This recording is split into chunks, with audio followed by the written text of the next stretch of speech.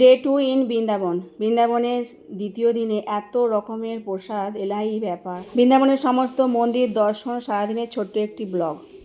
রাধে রাধে বন্ধুরা, সুপ্রভাত। এখন পালন করছি এই যে সকালবেলা পতঞ্জলি ম্যাগি করেছিলাম, তার উপর শশা কুচি দিয়ে দিয়েছিলাম।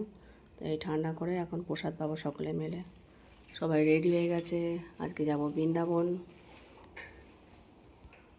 ভোরবেলা উঠে স্নান করে নিয়েছি, এখন রেডিও হয়ে বেরিয়ে পড়েছি একটু প্রসাদ পেয়ে। আর সকালবেলা দেখো কি সুন্দর একটা ময়ূর, এখন হেঁটে হেঁটে যাচ্ছি। অটো করে যাব বৃন্দাবন। আর একটু ইচ্ছা আছে আশপাশের আগের মন্দিরগুলো ঘুরে তারপর গোশালায় যাওয়ার। গোশালায় গিয়ে প্রসাদ পাবো ইস্কনে। তো আজকে এত রাস্তায় ভিড়, তো গোশালা আস্তে আস্তে 9টা বেজে গেছে। 9টার সময় সকালবেলা প্রসাদ দেয়। তো চলে এসেছি গোশালাতেই, আগে মন্দির হয়তো পরে দর্শন করব। আগে প্রসাদটা পেয়ে নিই, তারপর চারিদিক আমরা যা বৃন্দাবনের মন্দিরগুলো আছে সেগুলো সব দর্শন করবো। 9টা বেজে গেছে, লাইনে দাঁড়িয়ে পড়েছি। আজকে কেন এত ভিড় জানি না, এত গাড়ি রাস্তাতেই 1.5-2 ঘন্টা লাগিয়ে দিয়েছে। তারপর চলে এসেছি প্রসাদ পেতে, থালা নিয়ে নিয়েছি। আজকে হচ্ছে খিচুড়ি প্রসাদ। যাই হোক, যা একটু প্রসাদ পাওয়া যায়, অল্প করে প্রসাদ পেলে সারাদিন ঘুরতে পাওয়া যায়।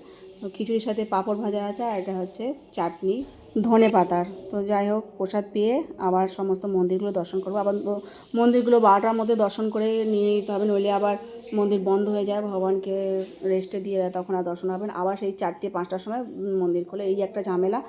এদিক ওদিক হয়ে গেলেই সমস্ত কিছু দর্শন একসাথে হবে না।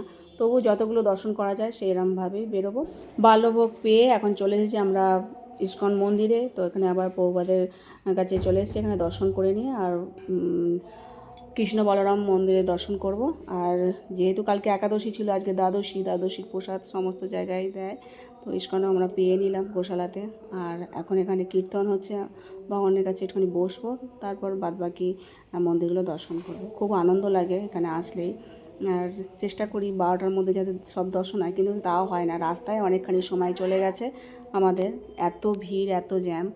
আজকে সোমবার, তবুও কেন যে এত ভিড় হয়েছে জানি না। তো চলো ভগবানকে দর্শন করে নাও। সব কীর্তন করছে, সেগুলো একটু আমরাও শ্রবণ করছিলাম।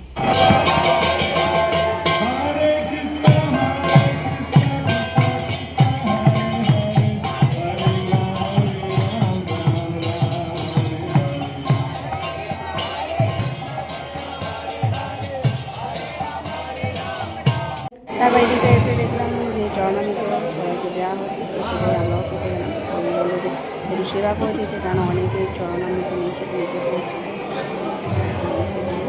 তারপর বাটি করে আমাদের চরণামৃত দিয়েছে, খুব টেস্ট হয়েছে চরণামৃত, কেশর দিয়ে বেশ অনেক সুন্দর লাগছিলো, সুস্বাদু।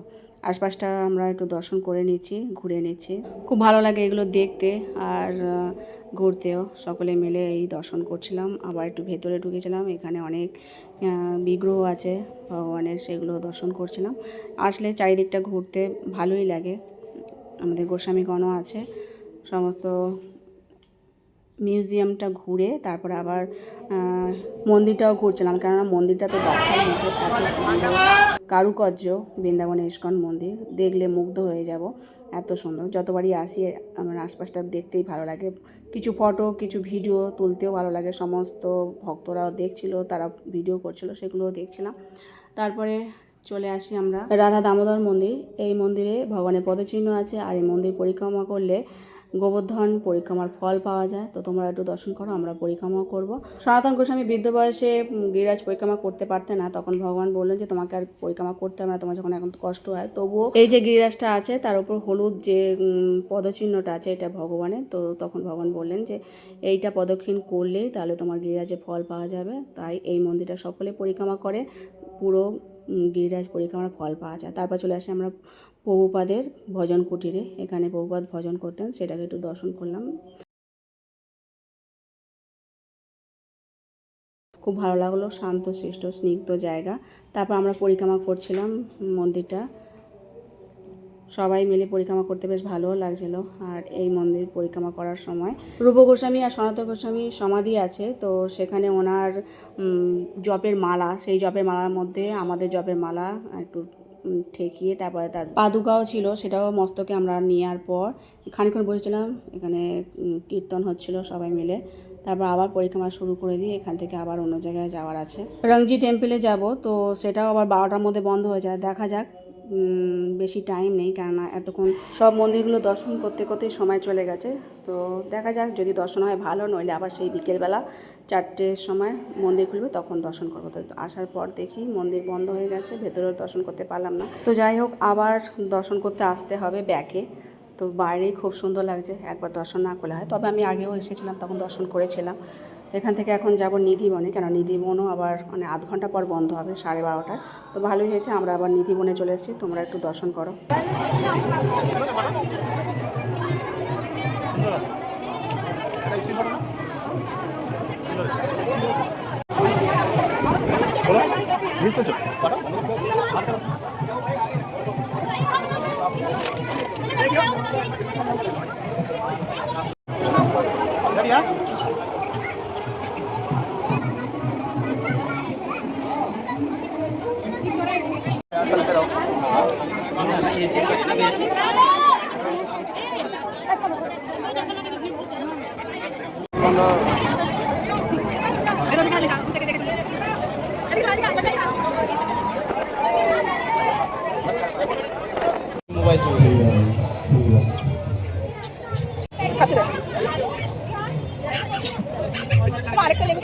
তো নিধিবনেও প্রচুর ভিড়, এত ভিড় বলার নয়। সব জায়গার মন্দির বন্ধ হয়ে গেছে, ভক্তরা মানে এখানেই চলে এসেছে।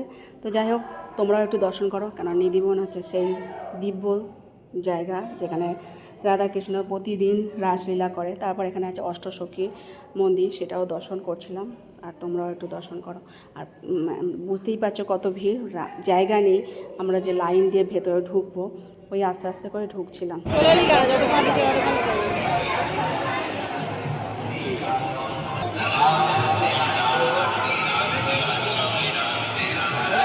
তারপর চলে আসি যমুনাতে, এখানে একটু দর্শন করে নেবো।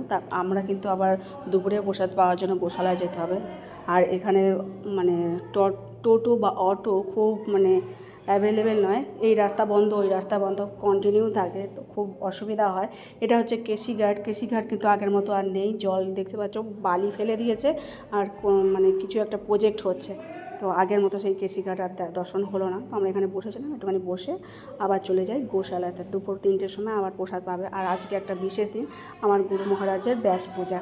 তো এখানে 3টে বাজলে আবার প্রসাদ পাবো, তার জন্য লাইন দিতে হবে।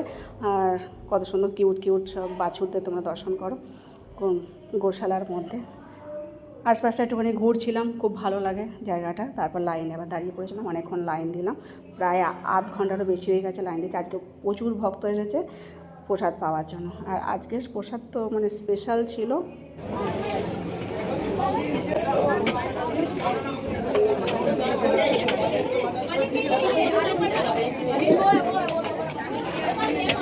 उनके चक्कर में प्रसाद गिरा हो गया।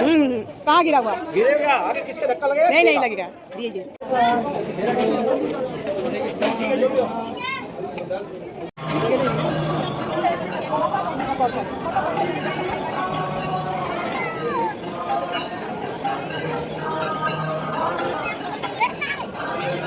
তো প্রসাদের মধ্যে এখানে লেবু জল আছে, আমুল আইসক্রিম আছে, মানে ফ্রাইড রাইস দিয়েছে, লুচি দিয়েছে, মিষ্টি দিয়েছে। 2টো মিষ্টি, মানে জয়িতা একটা মিষ্টি আমাকে তুলে দিয়েছে, ও মিষ্টি অতটা পছন্দ করে না।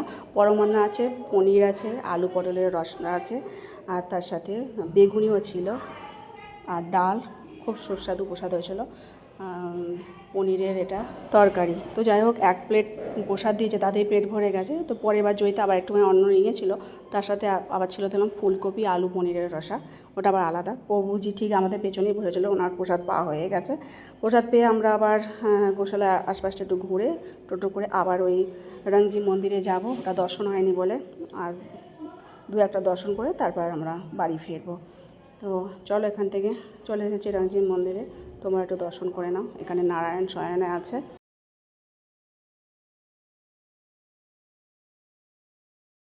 অনেক প্রাচীন মন্দির, আর এখানে সোনার তাল গাছও আছে, সেটাও তোমাকে দর্শন করাবো। যখনই আসি তো এদিকে সবসময় আসা হয় না, মাঝে সাঝে হয়। তবে আমি একবার এসেছিলাম, দর্শন করে গেছি, আবার এসেছি দর্শন করতে। মন্দিরটা প্রাচীন মন্দির, দেখলেই ভালো লাগে।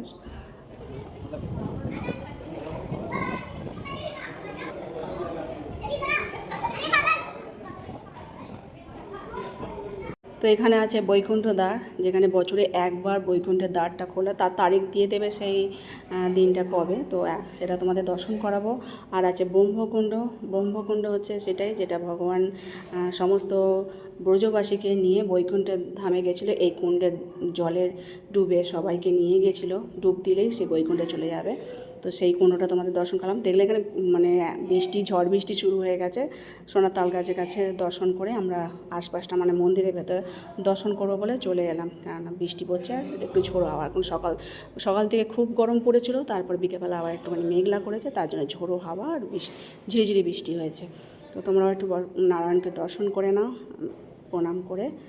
মানুষভাবে প্রণাম বা দর্শন করলেই পুরো ফল পাওয়া যায়। তো দেখতেই পাচ্ছ বৃষ্টি হয়েছে, মন্দিরের পাশ দিয়ে আমরা আবার বেরিয়ে পড়ছি। আর তোমাদের এখন দেখাবো সেই বৈকুণ্ঠ রাস্তা। তো এখনও ডেট দেয়নি, দেখলাম ডেটটা যখন দেবে হয়তো তখন, এটা আগের বছরের ডেটটাই আছে। যাই হোক, দর্শন করা হলো বাইরে থেকে, একটু ফটো তুলে তাল গাছের কাছে একটু ফটো তুলে আমরা আবার বেরিয়ে পড়ি পরের মন্দিরের দর্শন। এখানে অনেকখানি বেলা হয়ে গেছে, সেই সকালে বেরিয়েছিলাম। এবার লাস্ট মন্দিরে দর্শন করতে চলে এসেছি, রাধা গোবিন্দ মন্দির। তো এই বিগ্রহ, আসল বিগ্রহ কিন্তু রাজস্থানে আছে।